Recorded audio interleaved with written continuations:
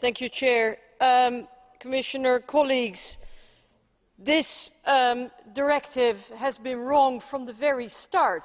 Let's go back in history and remember that the reason that this House got to vote on the proposal for data retention was only because the Member States couldn't agree.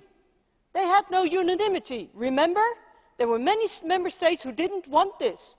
That's why we got to vote on it. That was the only reason. Until the day of today, they're trying to avoid parliamentary intervention.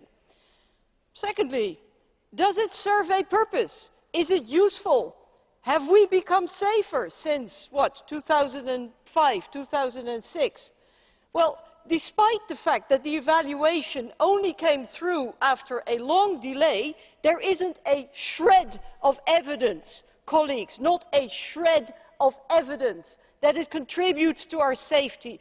All the statements about the necessity of this directive are based on assumptions and nothing else. We have yet to see any figures. Did it serve the purpose of harmonisation? I think it has been pointed out by colleagues that it does not. It does not.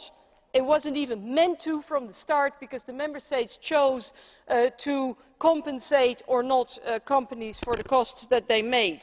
Then, it has been deemed a violation of the Constitution in many countries, or at least, well, you may argue, but this is a technical thing, colleague, that it's only the implementation law that was deemed unconstitutional, but it seems to be pretty impossible to find a way to implement it in a way that is reconcilable with the Constitution. In my own country, a report showed that there is widespread abuse, that the data are being consulted much more often by many more people than is allowed. Does anybody act? No.